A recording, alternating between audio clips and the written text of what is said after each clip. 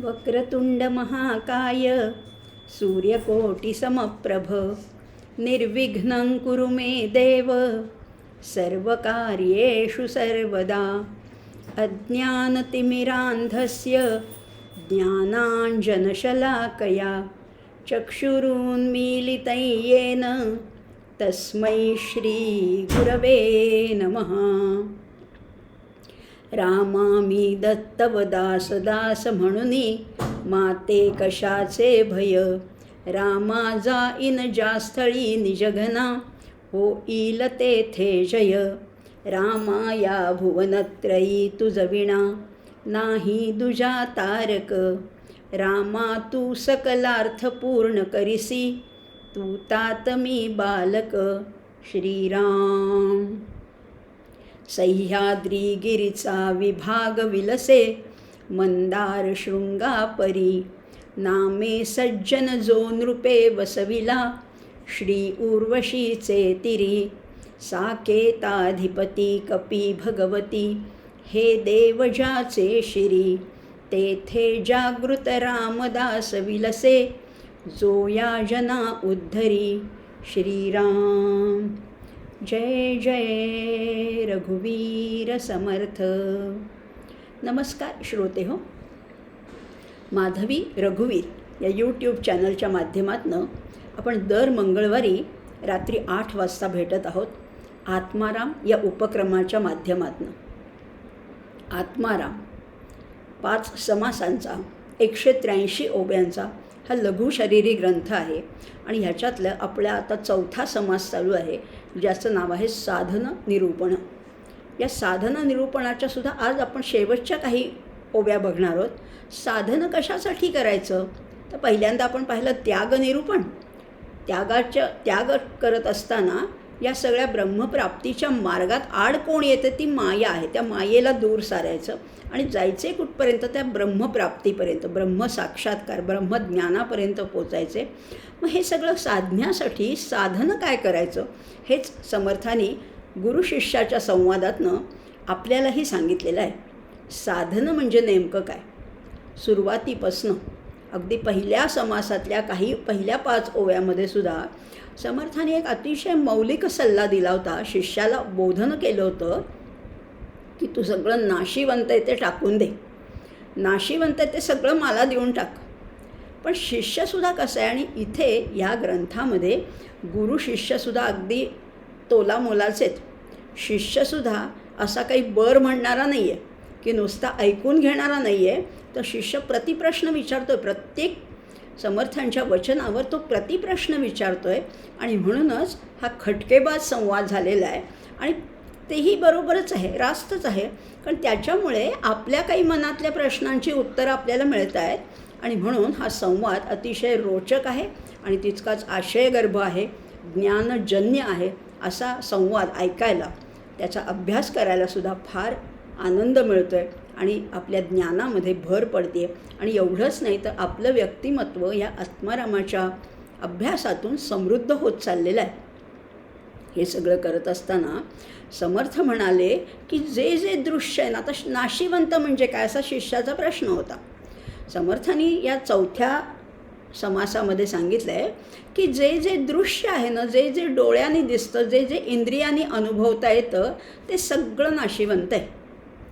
आता शिष्य म्हणतोय बरोबर आहे, हे पटलं मला आणि हे टाकावं हेही पटलं, पण मला एक सांगा की हे जे सगळे अगदी मोठाले थोर संत, विभूती, महात्मे, विचारवंत हे सगळे जे मूर्तीपूजा करतात, सगुणाचीच तर उपासना करतात, मग हे जे धातू आहेत ना, ही धातू, पाषाण, काष्ठ यांच्या ज्या मूर्ती आहेत, ह्या ज्या प्रतिमा आहेत, ह्यासुद्धा नाशिवंत आहेत।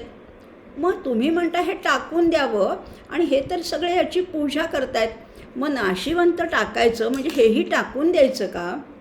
चूक नाही आहे प्रश्न बरोबर आहे शिष्याचा। त्यामुळे तो म्हणतोय की हे सगळं टाकायचं का? कारण उपनिषदामध्ये या आत्म्याचं वर्णन करताना असंच म्हटलेलं आहे, ब्रह्माचं वर्णन करताना की सूर्य चंद्र हे सुद्धा नाशिवंतामध्ये न तत्र सूर्यो भाती न चंद्र तारकम नेमा विद्युतो भाती कुतोयम अग्निही। तमेव भांतम अनुभाती सर्वम तस्य भासा सर्वमिदं विभाती. मग सगळं नाशिवंत आहे, मग टाकायचं तरी काय आणि धरायचं तरी काय हे तुम्ही मला नेमकं सांगा.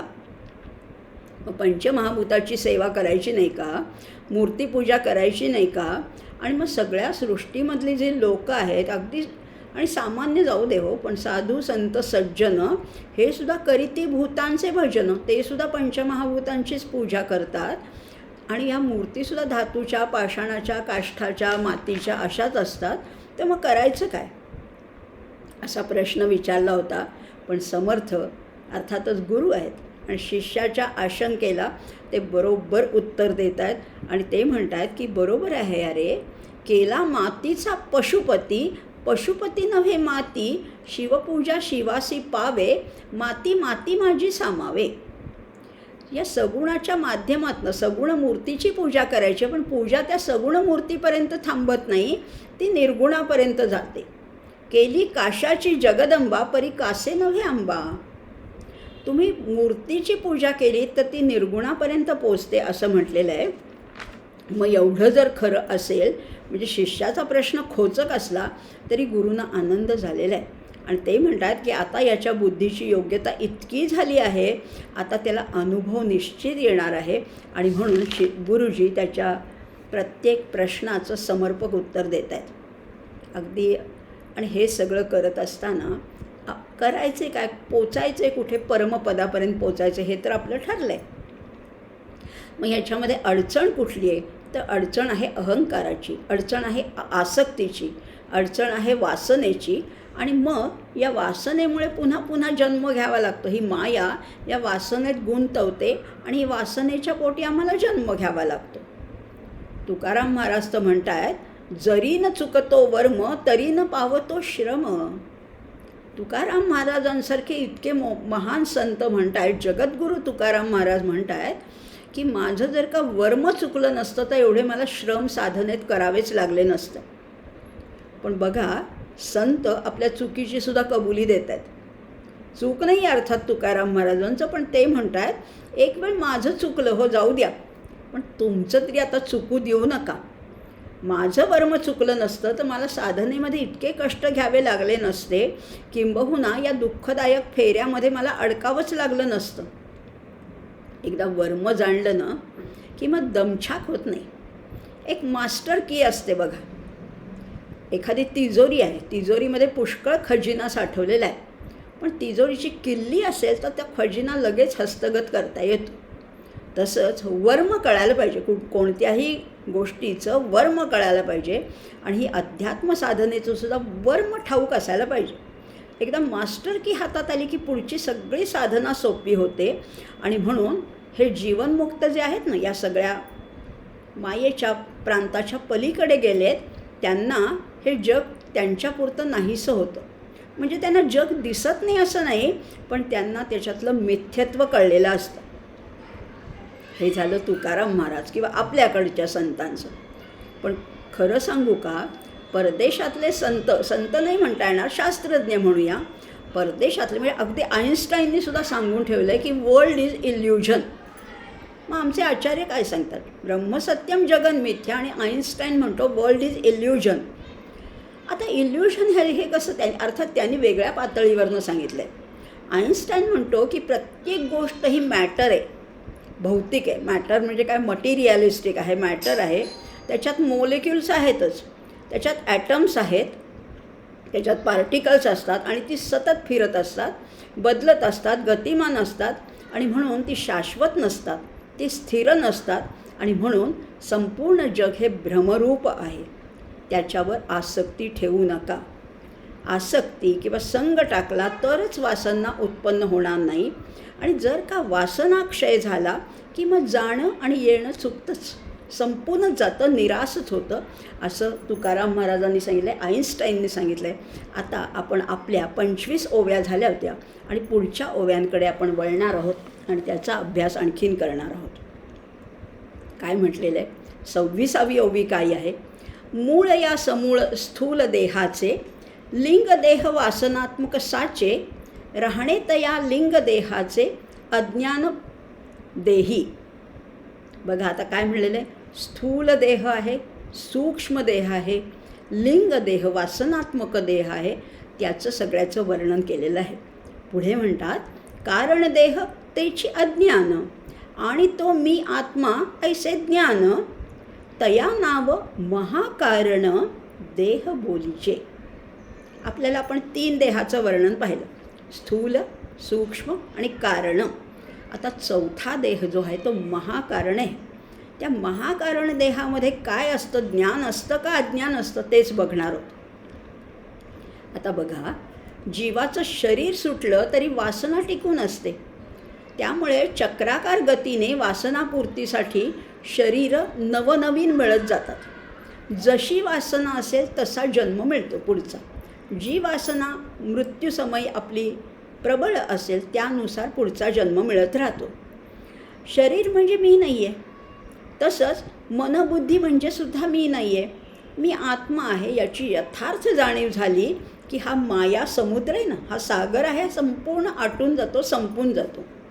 जो आता बघा 2 मार्ग आपल्याला प्रामुख्याने आपण म्हणतो, भक्ती मार्ग आहे आणि ज्ञान मार्ग आहे. भक्ती मार्गामध्ये काय होतं, जो भक्तीच्या माध्यमातून साधना करतो त्याच्या सगळ्या वासना रामरूप होऊन जातात आणि मग शिल्लक काहीच राहत नाही. पण जो तत्त्वज्ञानाच्या माध्यमातून साधना करतो त्याच्या सर्व वासना ब्रह्मरूपच होतात आणि तो सहजच आपोआपच निर्वासन होऊन जातो. म्हणजे भक्तीच्या मार्गाने जा किंवा ज्ञानाच्या मार्गाने जाणं, पोचणार एकाच ठिकाणी, अल्टिमेट डेस्टिनेशन एकच आहे. आता बघा, कारण ज्ञानाच्या मार्गाने काय होतं, ज्ञानाग्नी सर्व कर्माणी भस्मसात कुरुते तथा. ज्ञानाच्या माध्यमातून सगळ्या सर्व कर्माणी भस्मसात होता. कर्म भस्मसात झाली म्हणजे पापही भस्मसात झाली आणि तो परमपदापर्यंत पोचतो. वासना सरून गेल्या की पुढच्या शरीराची व्यवस्था करण्याची वेळच येत नाही. मात्र जीव तो मुक्तच होऊन जातो. मात्र जोपर्यंत वासना असतात तोपर्यंत सेवा देखील वासनाच घेऊन येते. बघा, एक एक गोष्ट महत्त्वाची. सेवा देखील वासनाच घेऊन येते. त्यातून काहीतरी मिळवण्याची इच्छा, म्हणजे काय अगदी पुण्य असो किंवा ती भावना उरतेच. चांगलं वाईट हे सगळं सापेक्ष आहे. शेवटी वासना काय आहे, ती पुनरावृत्तीच्या फेऱ्यात घालतेच. सूक्ष्म देहाच्या आत वासनात्मक देह असतो. तो अतिशय सूक्ष्म असून अज्ञान हे त्याचं अधिष्ठान असतं. त्यालाच लिंग देह असं म्हटलेलं आहे. इथे काय होतं की बी रुजलेलं आहे बघा ना, आणि बी जेव्हा रुजतं, हा आता लिंगदेहामध्ये वासनेचं बीज कायम आहे आणि जसं बीज असेल तसा वृक्ष होतो. वटवृक्षाचं बीज मातीमध्ये रुजलं तर ते वटबीज रुजलं तर वटवृक्षच तयार होतो. आंब्याची कोय पेरली तर आंबाच येतो. कारल्याचं बी लावलं तर कारलीच येतात आणि निंबोणी पेरली तर कडुलिंबाचीच झाडं येणार. म्हणजे या लिंगदेहाच्या आतमध्ये अज्ञान हेच मूळ कारण असतं आणि मी आत्मा आहे ही जाणीव आहे ते महाकारण आहे. लक्षात घ्या, आत्तापर्यंत मी देह आहे, मन आहे, बुद्धी आहे, स्थूल देहाच्या पातळीवर सुरू होतं. आता मी आत्मा आहे ही जाणीव म्हणजे महाकारण आहे. आता तुम्ही म्हणाल की हे सुद्धा प्रश्न असा येईल की ही जी जाणीव आहे मी आत्मा आहे याला अज्ञानाचं प्रतीक कसं काय म्हणता. हेच तर खरं तर ज्ञान आहे. मी आत्मा आहे हेच तर ज्ञान आहे आणि ह्याला तुम्ही अज्ञानाचं प्रतीक किंवा द्वैताचं द्योतक कसं काय म्हणता. आता त्याचं स्पष्टीकरण आपण बघणार आहोत. हे सुद्धा अज्ञानच आहे. मी आत्मा आहे हे ज्ञान असलं तरीसुद्धा त्याच्यातही मी आहेच ना. अज्ञान आणि ज्ञान हे सापेक्ष शब्द आहेत. अज्ञानाच्या क्षेत्रामध्ये स्थूल, सूक्ष्म आणि कारण देह हे येतात, तर ज्ञानाच्या क्षेत्रामध्ये महाकारण देह येतो. हे खरं आहे, पण अज्ञानामध्ये द्वैत असतंच आणि ज्ञानदशेमध्ये मी तोच आहे अशी अद्वैताची संकल्पना असते. देह म्हणजेच आत्मा ही जाणीव दृढ होते, पण देह ही संकल्पना मायेच्या क्षेत्रातली असल्यामुळे ती सुद्धा अज्ञानाचंच प्रतीक ठरते आणि त्यातूनही द्वैतभावच निर्माण होत असतो. बघा किती महत्त्वाचं सांगितलं आहे. महाकारण देह हे सुद्धा ज्ञानाच्या म्हणजे मी आत्मा आहे जाणीव आहे, पण तरीसुद्धा त्याला अज्ञान दशा म्हटलेलं आहे. मग त्याच्याही चारी देहांच्या पलीकडे जायचं आहे. पुढे समर्थ म्हणतायत, तरी मनाचा थारा तुटला म्हणजे भवसिंधू आटला, प्राणी निश्चितार्थे सुटला पुनरावृत्तीपासूनी. मनाचा थारा तुटायला पाहिजे. पुढे म्हणतात, हेची जाण भक्तीचे फळ, जेणे तुटे संसार मूळ, निस्संग आणि निर्मळ आत्मा होई जे स्वये. मनाचा थारा तुटला. अहो हे सगळे मनाचे खेळ आहेत. पण जो त्या मनाच्याही पलीकडे गेलाय, जो उन्मन झालाय, त्याची सगळी जाणीव लोप पावते, नाहीशीच होते. मनाचा थारा तुटतो म्हणजे काय आहे, मनाचं भानसुद्धा उरत नाही. ते अमन होतं, ते उन्मन होतं. मी आत्मा आहे ही जाणीवसुद्धा शिल्लक राहत नाही, ती लोप पावते. आणि मग बाकीचं तर संपूनच जातं. स्थूल काय, सूक्ष्म काय, कारण काय, लिंग देह हे सगळं नाहीसं होतं असं म्हटलेलं आहे. तरी मनाचा थारा तुटला असं समर्थ म्हणतात. पण हे करण्यासाठी हेची जाणं भक्तीचे फळं. पण हे कशाने साध्य होणार आहे? त्यासाठी समर्पण हवं, भक्ती हवी, भाव हवा. भाव बळे आकळे एरवी ना कळे. त्याला जाणायचं असेल ना तर फार मोठं शिक्षण, फार मोठं ग्रंथपठण, फार मोठा अभ्यास लागतच नाही. फक्त एकच पाहिजे, म्हणजे शुद्ध भाव. शुद्ध भावानेच तो आकळतो, एरवी कळतच नाही. आणि शुद्ध भावाचा रस्ता कसा आहे, तो जवळचा आहे. विधीचा जो आहे ना, कर्माचा जो आहे तो थोडा दूरचा आहे, पण भावाचा रस्ता अगदी जवळचा आहे. सगुणोपासनेने काय होतं, तर त्या सगुणोपासनेने काय होतं, ठाईच बैसोनी करा एकचित्त, आकळावा श्रीपती भावबळे. तो भावबळेने आकळतो, समजतो. पण ही सगुणोपासनासुद्धा कशी हवी, निरपेक्ष हवी. काही मिळवायचं नाही आहे.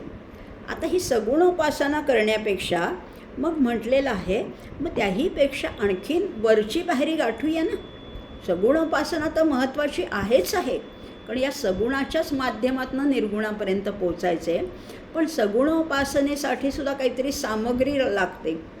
त्याच्याही पलीकडे जा, म्हणजे मानस पूजा करायला सांगितले. म्हणजे बघा ना, सगुणोपासना करताना आपण एखाद 2 रुपयाचं, 5 रुपयाचं, 10 रुपयाचं नाणं ठेवतो आणि सुवर्णदानम समर्पयामी असं म्हणतो. पण ते सुवर्णाचं असतं का? नाही ना. म्हणजे ते मिश्र धातूचं आहे. मग हे खोटंच ठरतं ना. जे बोलतो आणि जे अर्पण करतो त्याच्यामध्ये काहीच एकवाक्यता नाही आहे. मग मानसपूजा करताना मात्र तुम्ही वैभवानी पूजा करू शकता. तुम्ही त्याला मनानेच अर्पण करायचे, पण सोनं, रत्न, हिरे, माणकं काहीही अर्पण करू शकता. ही मानसपूजा प्रत्यक्ष पूजेपेक्षासुद्धा वैभवशाली असू शकते. त्यामुळे मानसपूजामध्ये रत्नजडित सिंहासनसुद्धा तुम्ही आराध्य दैवतेला देऊ शकता. पंचपक्वानांचं भोजन देऊ शकता, सुगंधित जल देऊ शकता, वारा घालू शकता. हे सगळं मानसपूजेमध्ये करता येतं. म्हणून मानसपूजा श्रेष्ठ आहे. पण मात्र प्रत्येक उपचार मनापासनं करायचा म्हणून टाकल्यासारखा नाही करायचं, मनापासनं करायचा. तर ती मानसपूजासुद्धा फलद्रूप होते. अहो एवढंच कशाला, साधं भोजन, रोजचं भोजन तुम्ही करताना त्या भोजनाच्या प्रत्येक ग्रासाबरोबर ते नाम घ्या. कुठलंही नाम घ्या. पांडुरंगाचं घ्या, रामाचं घ्या, कृष्णाचं घ्या, दत्ताचं घ्या. तुमचं जे आराध्य दैवत असेल ते घ्या. त्यामुळे तुकाराम महाराज म्हणतात, विठ्ठल नाम ग्रासोग्रासी जो जेविलाची उपवासी. किंवा इथे म्हटलेलं आहे, ग्रासोग्रासी भाव तरी देहीच जेवी देव. तुम्ही जेवताय ना, तो देवच जेवल्यासारखा होईल जर का ग्रासामध्ये प्रत्येक घासाला भाव असेल त्याच्यात. तर हा भाव कसा हवा, शुद्ध हवा, आणि त्याहीपेक्षा तो व्यापक हवा. किती व्यापक, संपूर्ण या जीवसृष्टीमध्ये तोच एक भरलेला आहे. आपल्याकडे पूर्वी काकबळी, गोग्रास देण्याची पद्धत होती. त्या कावळ्याने घास खाल्ला, त्या गाईला मिळाला म्हणजे सगळ्यांचा आत्मा तृप्त होतो. वैश्वानर अशी पूजा होती किंवा वैश्वदेव असं म्हटलं जायचं. बघा ना, सगळीकडे जर का आपल्याला परमात्मा बघण्याची सवय लागली, अभ्यास झाला, तर तो सगळीकडे दिसू शकतो. आणि मग आपोआपच काय होतं, कोण्याही जीवाचा न घडो मत्सर वर्म सर्वेश्वर जाणत असे. मग कोणाचाच द्वेष नाही, मत्सर नाही, चढाओढ नाही, ईर्ष्या नाही, चुरस नाही, काहीच नाही उरत. आणि मग सगळीकडे आत्मौपम्य वृत्तीचा अनुभव होतो. ही आत्मानुभूती सगळीकडे यायला लागते. आणि मग अशा वेळेला आपोआपच असं होतं की आत्मनो प्रतिकूलानी परेशान न समाचरेत. मला जे नकोसं वाटतं ना, मला जे आवडत नाही, मला ज्याने त्रास होतो, ते मी इतरांच्या बाबतीत सुद्धा करणार नाही. आपणासी चिमोटा घेतला तेणे प्राणी दुखावला, आपणावरून इतराला ओळखीत जावे. मग ही सगळ्या भूतांच्या ठिकाणी तोच एक भाव येतो. आणि हे ज्याला कळलं ना, आणि हेच आहे खरं तर परमार्थातलं वर्म. हीच आहे मास्टर की, ही गुरुकिल्ली आहे. परमार्थातलं वर्म ज्याला कळतं, त्याचा प्रवास सगळा सुखकर होतो, सोपा होतो. आणि मग त्याला थोडं जरी पाहिलं त्यांनी, तरी त्याला सगळं पाहिल्यासारखं होतं. या पश्यती सपश्यती, किंवा समर्थांच्याच भाषेत सांगायचं तर प्रचित पाहेल ते शहाणे असं होतं. आणि म्हणून हा भाव, ही भक्ती महत्त्वाची आहे. गीतासुद्धा सांगते, अहो त्याला काही लागत नाही, मोठ्याला काही लागत नाही. त्याला गाव जेवण घाला, मोठ्याले हार आणा, मोठ्याला अगदी साजूक तुपातला प्रसाद द्या, असं तो काही मागत नाही. तो काय मागतो, पत्रम पुष्पम फलं तो ययो मे भक्त्या प्रयच्छती. पण एक मागतो बरं का, तो पत्र द्या, साधं पान द्या, हो बेलाचं पान द्या, तुलसी दल द्या, थोड्या दुर्वा द्या, एवढंसुद्धा त्याला पुरे. पुष्पम, कुठलंही फूल, जास्वंदीचं, गुलाबाचं, मोगऱ्याचं, रातराणी, काही कुठलंही फूल त्याला चालतं. पत्रम पुष्पम फलन तोय, अहो शबरीची बोरं नाही का त्यांनी खाल्ली, काहीही द्या, पण कसं, यो मे भक्त्या, भक्त्या खाली अंडरलाईन आहे, भक्तीने द्या. द्यायचं म्हणून उगीच तुळशीचा, पारिजातकाचा लक्ष वाहून भागणार नाही आहे. त्याच्यामध्ये भाव पाहिजे. आणि नेमकं आम्हाला तेवढंच जमत नाही. आम्ही पैसे खर्च करायला तयार असतो. किती पैसे लागतील, आम्ही लाखो रुपयेसुद्धा खर्च करू, परमेश्वर भेटणार असेल तर. पण त्याला नकोच आहे. तुमचे ते लाखो रुपये तुमच्याचकडे ठेवा, तुमची फक्त भक्ती त्याला पाहिजे. आणि केवळ त्या भावभक्तीच्या बळावर मन बुद्धी ही शुद्ध होत जाते, वृत्ती निस्संग होत जाते, आसक्तीरहित होते. आणि मग तो निर्मळ शुद्ध भाव जागतो. आणि मी तुझा आहे. बघा ना, सुरुवातीला काय म्हणतो भक्त, सुरुवात कुठनं होते, मी तुझा आहे. मग अधिकार वाढत जातो, भक्ताचा अधिकार वाढत जातो. तसा भक्त म्हणायला लागतो, तू माझा आहेस. आधी म्हणत होता मी तुझा आहे, मग म्हणतो तू माझा आहे. आणि शेवट कुठे, समारोप कुठे, सांगता कुठे, अरे मी आणि तू वेगळे आहेत का, मी म्हणजेच तू आणि तू म्हणजेच मी. हा भाव जेव्हा दृढ होत जातो, तेव्हा तो देहभाव विलीन होऊन जातो, संपून जातो. आणि हीच आहे त्याच्यातलं फलश्रुती त्याची आहे ती हीच आहे. पुढे बघा, आता हे 27 आणि 28व्या ओव्या, नाही 28-29व्या ओव्या पाहिल्या. 30व्या ओवीमध्ये समर्थ म्हणतात, संगातीत म्हणजे मोक्ष, तेथे कैचे देखणे लक्ष, लक्ष आणि अलक्ष या देहीचं ठाव नाही. आत्मा म्हणून देखणी असं मिठी, घालू जाता मोक्षाची तुटी, म्हणून या उठाउठी आत्मनिवेदन करावे.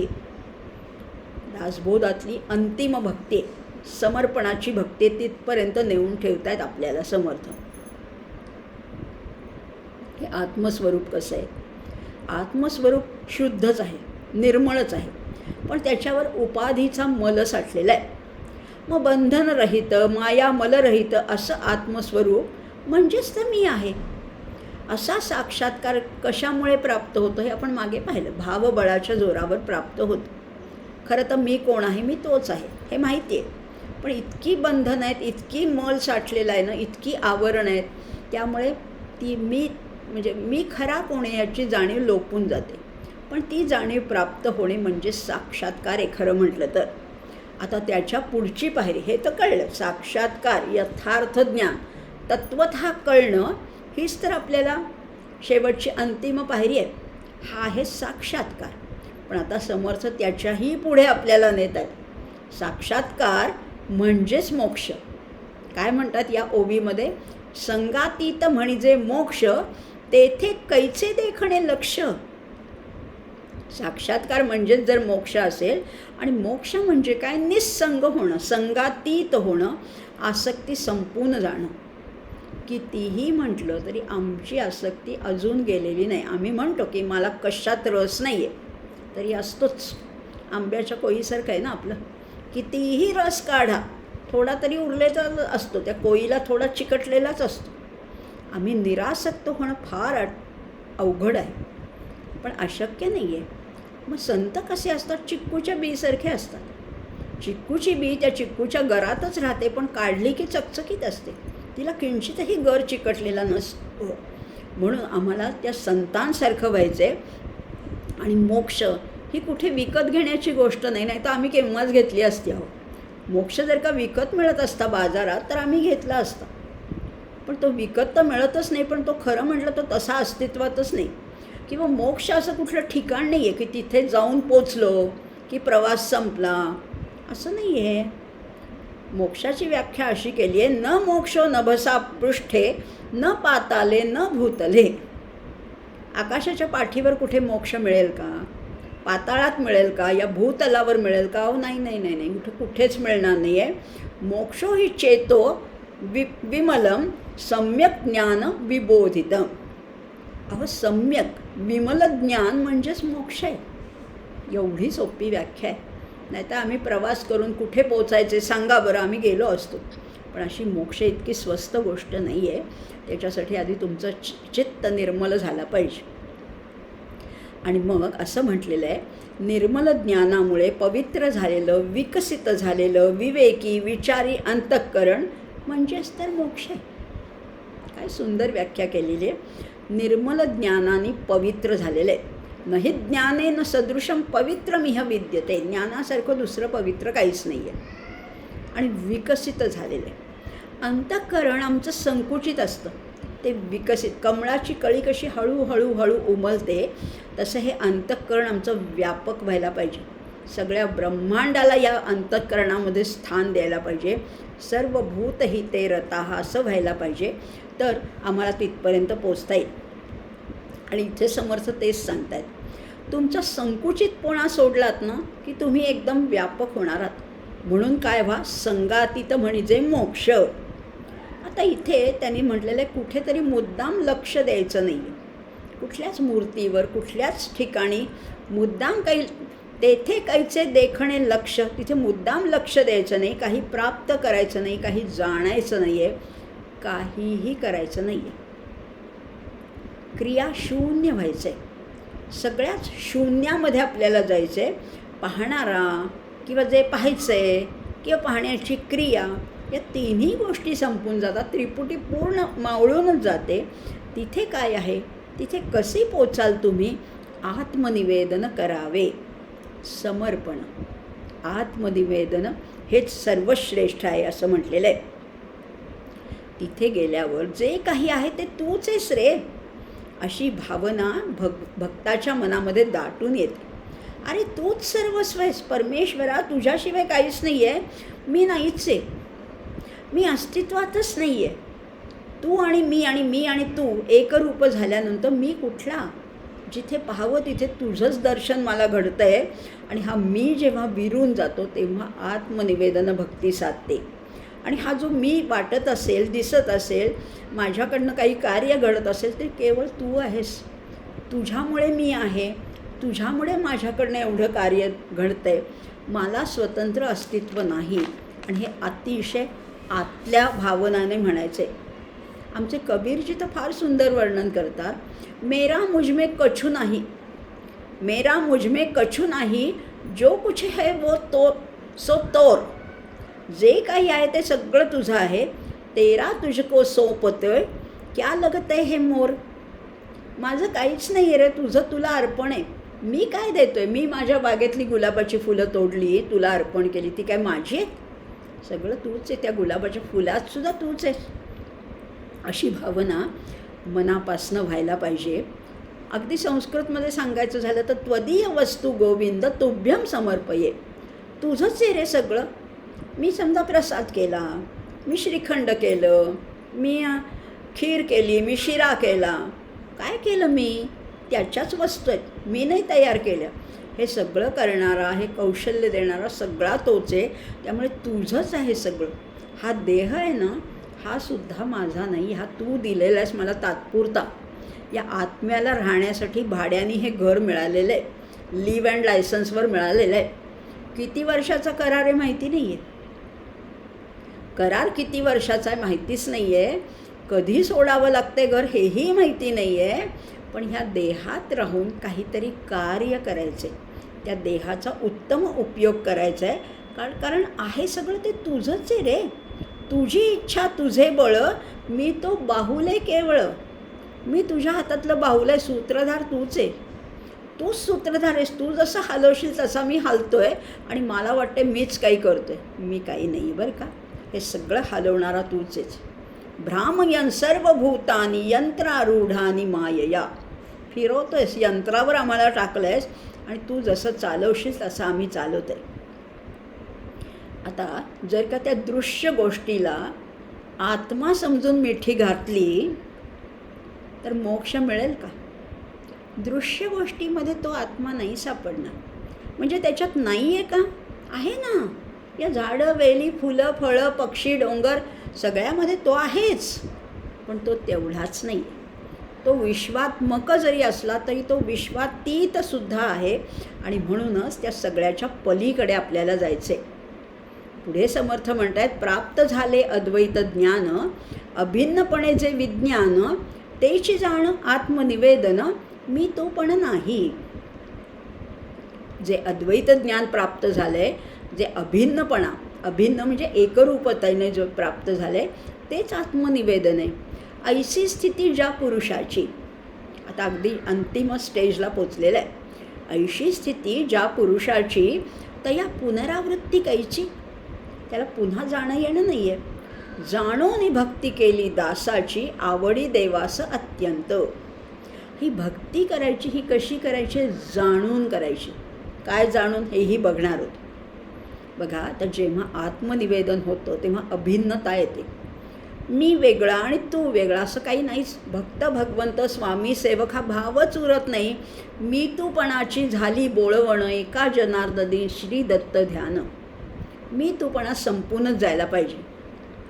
मग उरतं कोण? मी जेव्हा नाहीसा होतो तेव्हा उरतो तो फक्त तू उरतोस, तूच उरतोस. मी तुझ्यामध्ये विलीन होऊन जातो, मर्ज होऊन जातो, मुरून जातो. आणि हे आहे ते खरं अद्वैत आहे, ही खरी अभिन्नता आहे. अहो, पतिव्रता स्त्री कशी? तिला स्वतःच्या इच्छाच नसतात. ती पतीमध्ये पूर्णपणाने रममाण समर्पित झालेली असते. अशी ही पत्नी जशी पतीमध्ये संपूर्ण आपल्याला स्वतःला संपवून टाकते, तशाच भक्तांनी त्या भगवंताशी तादात्म्य पावायला पाहिजे. भक्त भगवंताचं नातं असंच असतं. भगवंत तर म्हणतात, अहम भक्तपराधीनः. अहो, मी भक्तांच्या ताब्यात आहे असं भगवंत म्हणतो. खरं वस्तुतः तसं नाही आहे.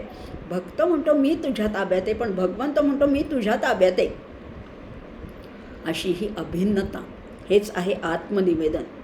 आणि मग अशा पुरुषाला कुठली पुनरावृत्ती? परत परत जन्म नाहीच. आणि म्हणून इथे म्हटलेलं आहे, ऐशी स्थिती ज्या पुरुषाची तया पुनरावृत्ती कैची, जाणोनी भक्ती केली दासाची. समर्थांना दास्य भक्ती अतिशय प्रिय आहे बरं का. त्यामुळे भगवंतावर जवळ जायचं असलं तर दास्य भावानी, सेवक भावानी जावं. आणि मग त्यांनी कसं वागावं, त्यांनी मला स्वीकारावं का नाही, हा त्याचा प्रश्न आहे. पण मी जाताना समर्पित भावनेने जायचे.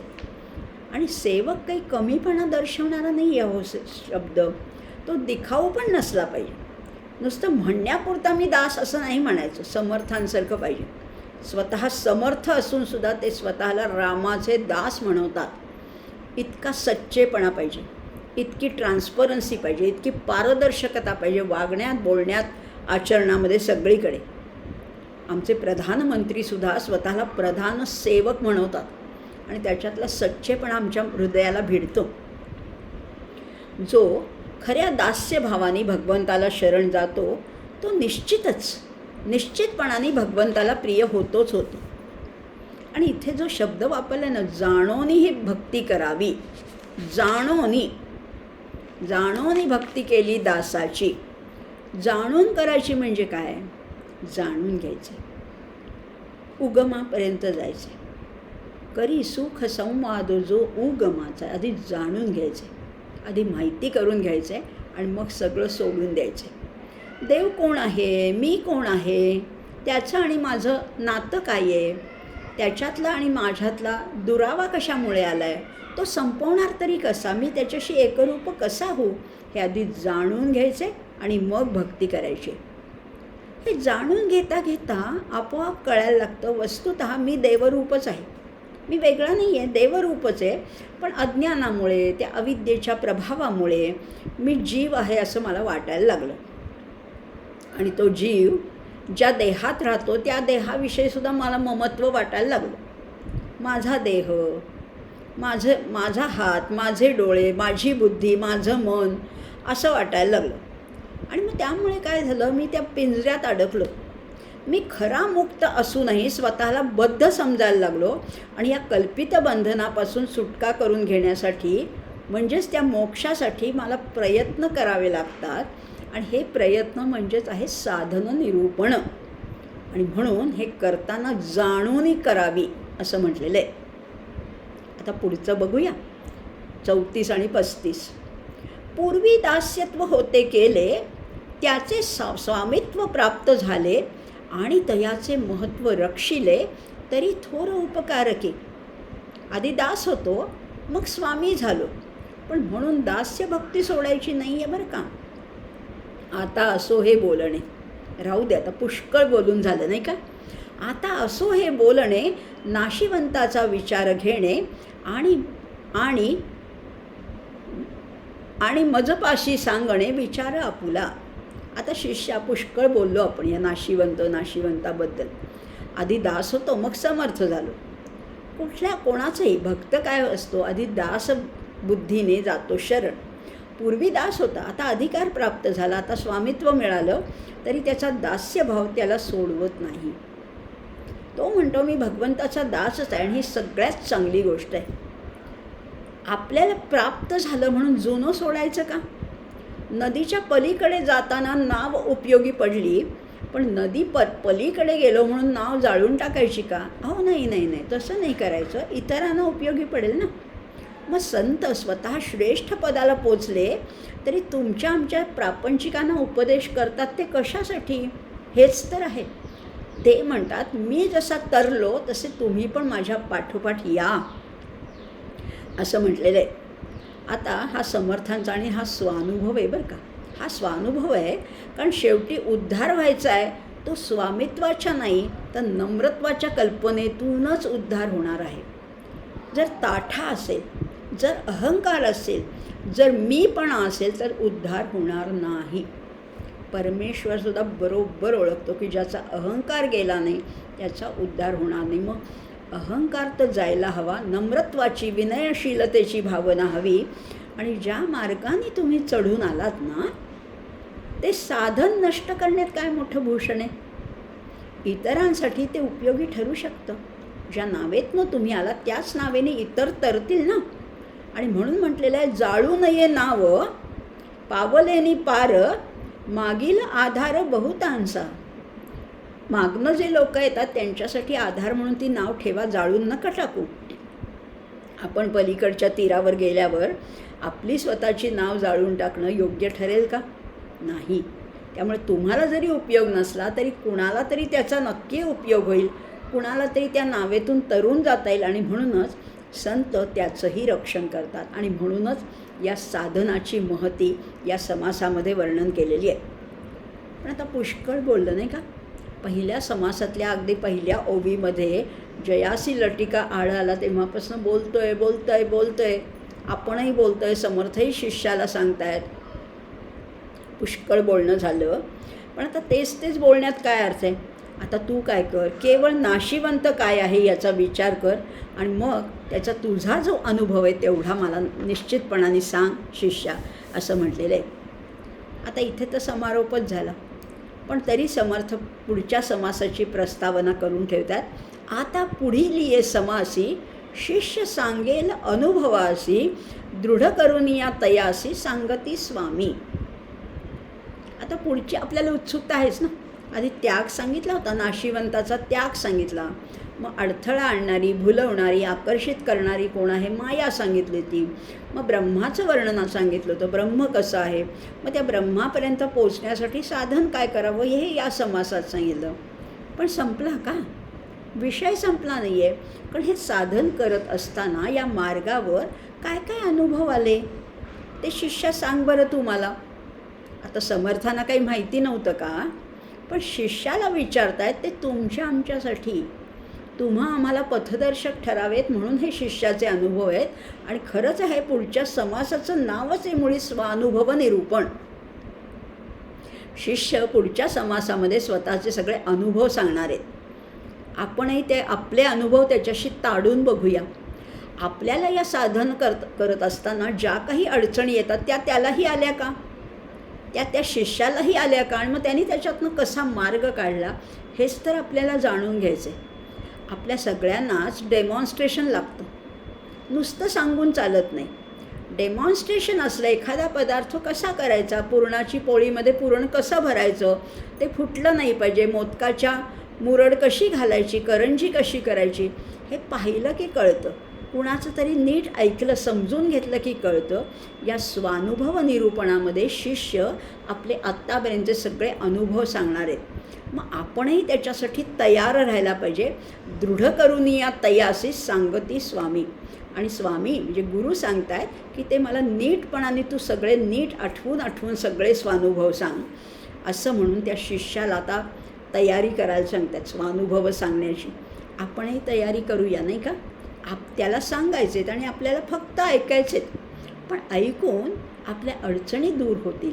आपल्याला जे काही ध्यान लागत नाही, ज्या अडचणी या मार्गामध्ये येतात, भक्ती, कर्म, ज्ञान हे सगळे आहे, किंवा नाशिवंत मध्ये कसं अडकायचं नाही, त्या ब्रह्मापर्यंत कसं पोचायचं, याच्या सगळ्याचं मार्गदर्शन आता गुरु नाही तर शिष्य करणार आहे. आणि शिष्याच्या अनुभवातनं आपण शिकायचे. पुढच्याला ठेच आणि मागचा शहाणा असं म्हणतात. त्यामुळे शिष्याचे अनुभव काय आहेत ते पुढच्या समासात ऐकूया. आणि समर्थ म्हणतात इति श्री आत्माराम. शेवट करताना म्हणतात हा जो आत्माराम ग्रंथ आहे, रामदासी पूर्ण काम आहे. ऐका साधन वर्म आत्मज्ञानाचे.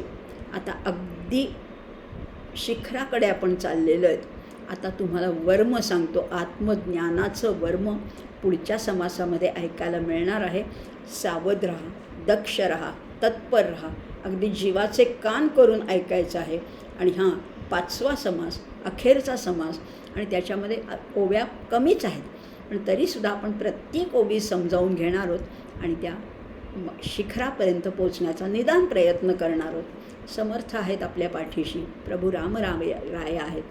श्रोते आपण सगळे जगदीश मूर्ती आहात. आपल्या सगळ्यांच्या सहाय्याने, एकोप्याने, एकजुटीने, मार्गदर्शनाने आपण सगळेच हा मार्ग आक्रमण करणार आहोत, आचरण करणार आहोत. आपण इथेच थांबूया. जय जय रघुवीर समर्थ. आणि शेवटच्या 2 ओव्या म्हणणार आहोत. मन हेची राम जनी मेघश्याम, देही आत्माराम पाहे डोळा.